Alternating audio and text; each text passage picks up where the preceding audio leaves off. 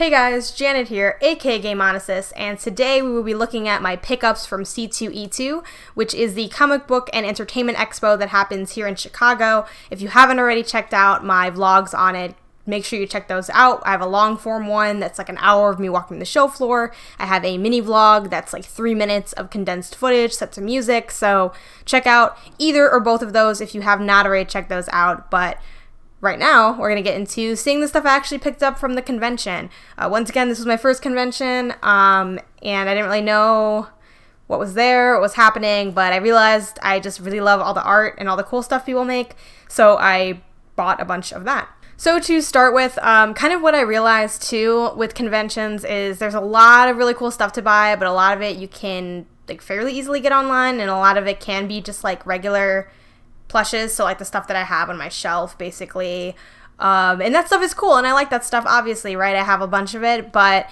I was like, okay, if I'm gonna pick something up at a convention, it should be kind of, you know, unique and on that end, like maybe from like a smaller organization or group of people or person to, you know, support creators that may not be at, you know, the giant Nintendo plushie scale, right?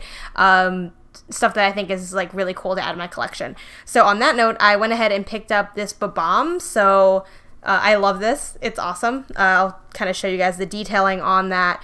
So this is hand knit, and the quality is really good. The size is really impressive. I think I picked this up for about, I want to say $15 to $30. I don't remember if it was 30 or less than that. But the detailing is amazing. I love the little wick here, and something I didn't notice until I was already like starting the transaction of purchasing it is you get to wind it. I mean, it doesn't wind back and it doesn't explode, but obviously I wouldn't want it to. But I think that detail is super cool. So, and Bombs are like one of my favorite enemies in the Mario franchise, and Mario is one of my favorite game series ever, so I just had to have it. Like, look, it's so cute, and the detailing's so good. I know it's a little hard to see the wick because of the camera and the lighting. But yeah, so that's that first plush I got. I love it. The artist is Nicole Ellison, so I picked up her business card. I'll drop info in the bio, or I'll drop info in the description, for you guys. So Nicole Ellison, here is like all the other social type information, if it'll focus in on that. Like I said, I'll put this in the description. So she's at Crafty Gurumi on Twitter. And she only has only 20 Twitter followers, which I think is crazy because her art is amazing. And she does do commissions. So if you look at her portfolio and there's not something like you want her to make something that she hasn't already made, like she will sketch it out and make it, which is also super cool. So like she did a commission for someone of some character from Doki Doki Literature Club, and like that looked super cute, and all her stuff is in like this adorable style, and it's all hand knit and it's all great.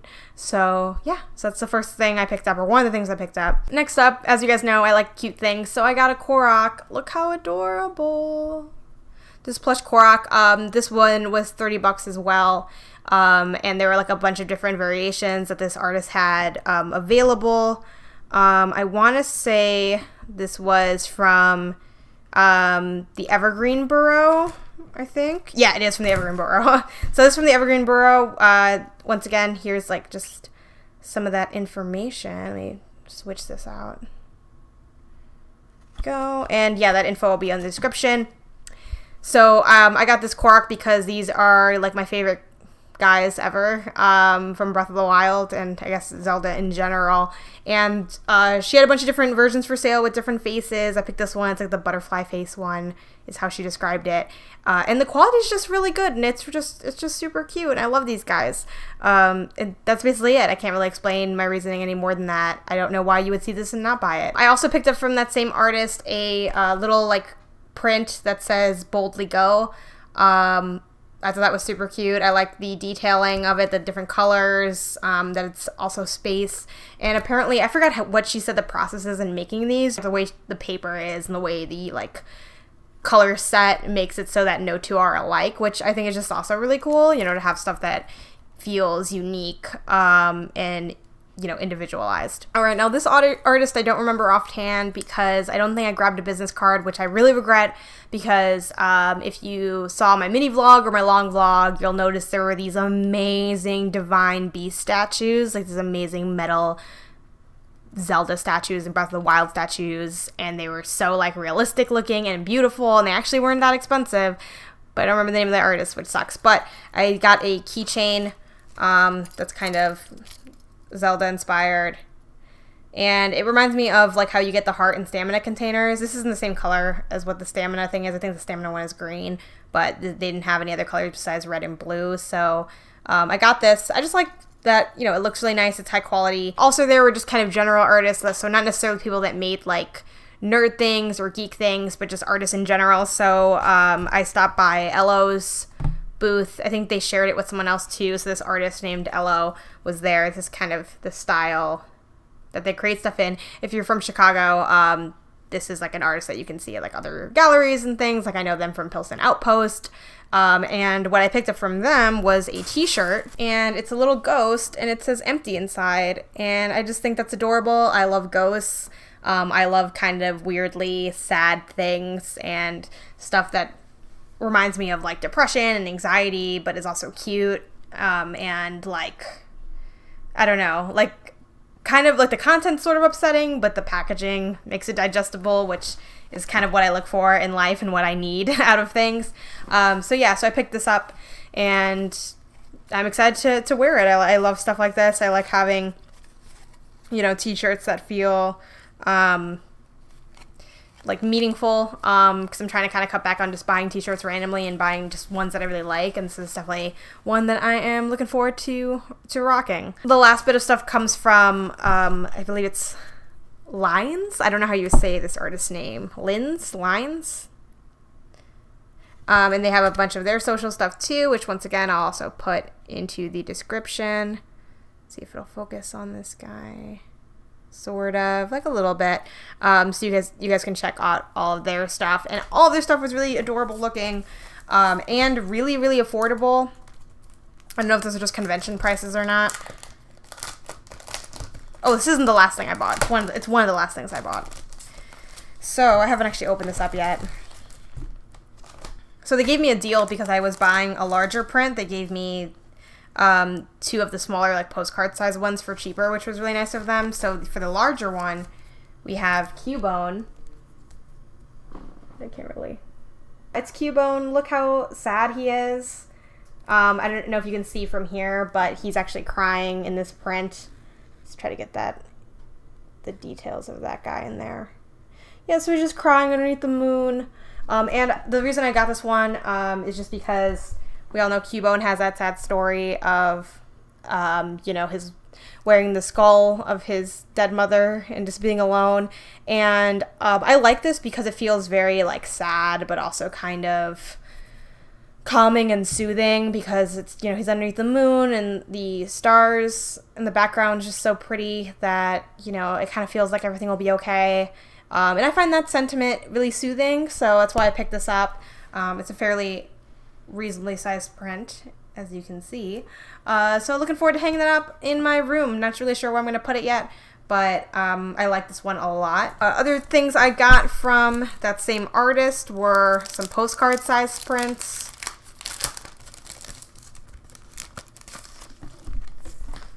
So she had a lot of Pokemon stuff available, but I really like this girl. Kind of reminds me of Sadness from A Way Out, and that's a character I really love because I really vibe with the idea of like, sometimes we just need to be sad and that's okay. Like I'm a very like emotional, like touchy-feely, cutesy person. Like I mean I come off that way, but I totally am. That's my aesthetic. So I love this, and the detailing is just really good, and the line work is nice. So I like this one a lot for that reason.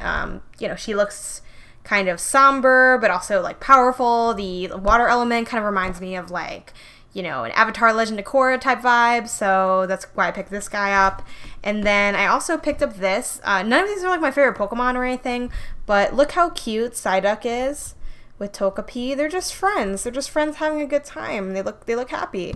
So, you know, why wouldn't you want that? And they had a bunch of, she had a bunch of different, like, Pokemon stuff that had, like, the same vibe. So, she also had this awesome set of prints of, like, Pokemon in, like, are those called terrariums? Like, little, like, globy things that have, like, plants inside of them, little glass circles. She had a bunch of those, too, and they were really cute.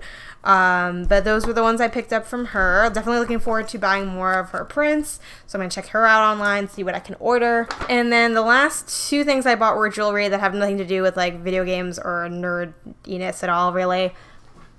And these ones I got from Dragon Alley, I think is the name of it, the company. They didn't have a business card, but I did take a picture of their info, so I'll also link that in the description. So one of them is, let me scooch a little bit closer, this necklace that's of a dragon's eye. This one was $30. I just picked this up because it was, like, weird and cryptic, and I like the detailing on it, and I feel like it'll be a good, like, statement thing for, you know, I'll wear like a blank top or something, or a blank sweater, and then just toss this on, and like suddenly it's got like a lot of character to it. So that's basically why I picked it up. And the necklace chain is silver, which I'm looking for more stuff that's silver, since and if you guys noticed, I have this like cartilage piercing, so, and that's silver, and that has to be in there for a while as it heals. So like all my stuff has to be silver or colored now to like match. I can't do gold, so it's just some extra information about myself. And then I also, speaking of piercings, I also bought this fake nose ring from them. And this was also silvery, and it just has like a nice like gleam to it. So I picked that up, and it's like a fake septum piercing. So yeah, I mean, I've always kind of been drawn to nose piercings, but I don't really want to get one. I already have this extra ear piercing that I got. I feel like it's gonna get kind of excessive. So I thought this was fun to, like, you know, just kind of have something on the side for like, oh, when I'm feeling like it, I can have a septum piercing. So yeah, this is what it looks like on. You guys can form your own opinions on whether or not you think it looks good or not. For me, I'm kind of just like, it's okay. It's definitely not a permanent look that I would want. I don't think it works for me in a permanent sense. I think some people look really, really, really good with septum piercings, but I think for most people, it's just kind of like, like not the best. For me, I think it works if if I'm going for a certain look, and I'm dressing it kind of more intentionally than I am right now with like my Ditto earrings. But yeah, and I was able to get it for $5. It's usually 10, but I was buying the necklace, which was 30, so I haggled it down to 5, which was great.